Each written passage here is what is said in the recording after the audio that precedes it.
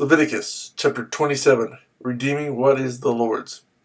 The Lord said to Moses, "Speak to the Israelites and say to them, if anyone makes a special vow to dedicate persons to the Lord by giving equivalent values, set the value of a male between the ages of 20 and 60 at 50 shekels of silver, according to the sanctuary shekel. And if it is a female, set her value at 30 shekels. If it is a person between the ages of 5 and 20, set the value of a male at 20 shekels, and of a female at 10 shekels. If it is a person between 1 month and 5 years, set the value of a male at 5 shekels of silver, and that of a female at 3 shekels of silver. If it is a person 60 years old or more, set the value of a male at 15 shekels, and of a female at 10 shekels.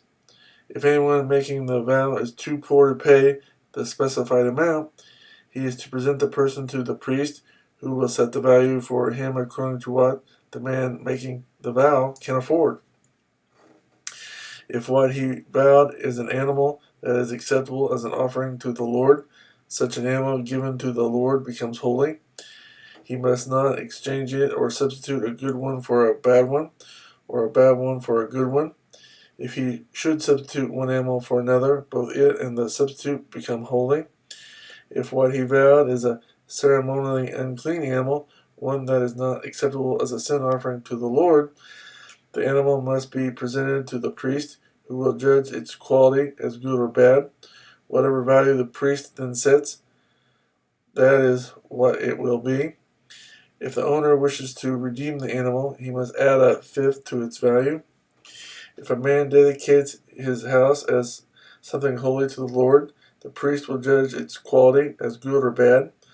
Whatever value the priest then sets, so it will remain. If the man who dedicates his house redeems it, he must add a fifth to its value, and the house will again become his. If a man dedicates to the Lord part of his family land, its value is to be set according to the amount of seed required for it. 50 shekels of silver to a homer of barley seed. If he dedicates his field during the year of Jubilee, the value that has been set remains.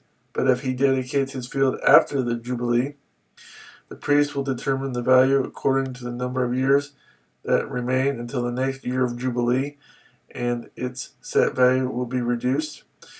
If the man who dedicates the field wishes to redeem it, he must add a fifth to its value, and the field will again become his. If, however, he does not redeem the field, or if he has sold it to someone else, it can never be redeemed. When the field is released in the Jubilee, it will become holy. Like a field devoted to the Lord, it will become the property of the priests. If a man dedicates to the Lord a field he has bought, which is not part of his family land, the priest will determine its value up to the year of Jubilee, and the man must pay its value on that day as something holy to the Lord. In the year of Jubilee, the field will revert to the person from whom he bought it, the one whose land it was. Every value is to be set according to the sanctuary shekel, 20 gerahs to the shekel. No one, however, may dedicate the firstborn of an animal, since the firstborn already belongs to the Lord. Whether a cow or a sheep, it is the Lord's. If it is one of the unclean animals, he may buy it back at its set value, adding a fifth of the value to it. If he does not redeem it, it is to be sold at its set value. But nothing that a man owns and devotes to the Lord, whether man or animal or family land, may be sold or redeemed. Everything so devoted is most holy to the Lord. No person devoted to destruction may be ransomed. He must be put to death. A tithe of everything from the land, whether grain from the soil or fruit from the trees, belongs to the Lord. It is holy to the Lord. If a man redeems any of his tithe, he must add a fifth of the value to it, the entire tithe of the herd and flock. Every 10th animal that passes under the shepherd's rod will be holy to the Lord. He must not pick out the good from the bad, or make any substitution. If he does make a substitution, both the animal and its substitute become holy and cannot be redeemed. These are the commands the Lord gave Moses on Mount Sinai for the Israelites.